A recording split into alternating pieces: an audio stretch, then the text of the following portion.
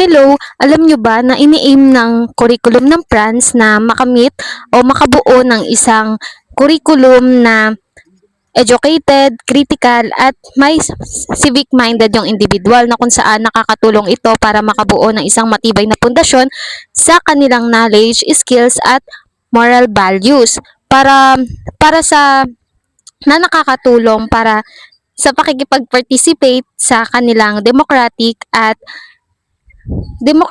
modern society.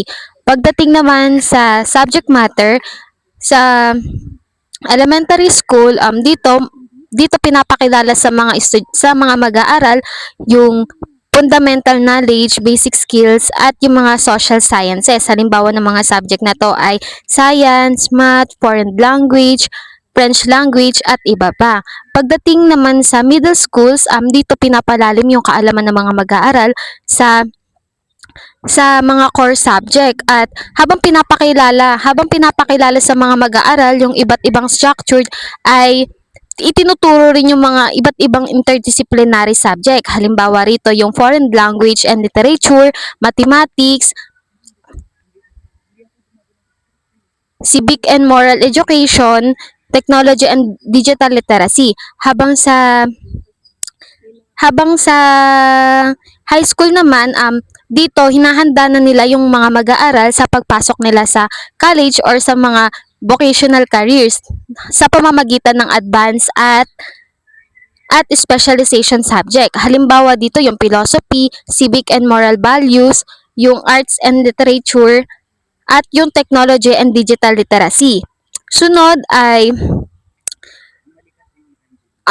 sinasabi na across all levels, the focus of intellectual growth, cultural awareness, and moral education. Pagdating naman sa teaching methods, yung teaching methods ng France ay halo ng modern at traditional, na kung saan makikita natin na meron silang teacher-centered structure na kung saan mas focus yung curriculum nila sa pagtuturo ng guro, na kung saan di nila kung ano yung gusto ng guro na ituro ay ayun yung natututunan ng bata. Sunod yung differentiated and supportive learning. Dito mas pinagpapukusan ng curriculum ng France na magkaroon ng iba't ibang klase ng pagkatuto yung bata batay sa kanilang interes at kakayahan. Sunod naman yung active and participatory learning. Dito hinihikayat ng curriculum ng France na makabuo ng collaboration sa iba't ibang tao or sa iba't ibang mga mag-aaral. Yung ini-aim ng curriculum ng France is makadevelop sila ng mga mag-aaral na hindi lamang isang knowledgeable but also independent thinkers na capable sa reasoning, sa creating, at nakaka-contribute sa society. Sa pagdating naman sa assessment and evaluation nila, kadalasan ay continuous assessment like oral examination, written test, yung national standardized test, yung practical works and projects, at yung grading system nila na 0 to 20 na minimum dapat ay 10. Sunod naman yung strength and room for improvements.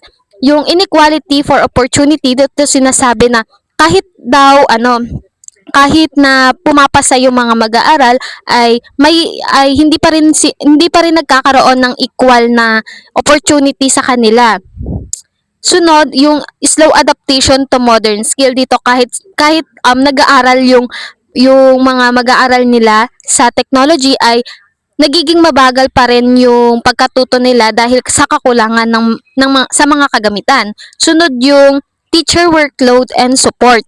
Dito dahil sa sobrang dami ng ginagawa ng guro, ay hindi na siya natututo pa ng iba pang learning approaches or methods.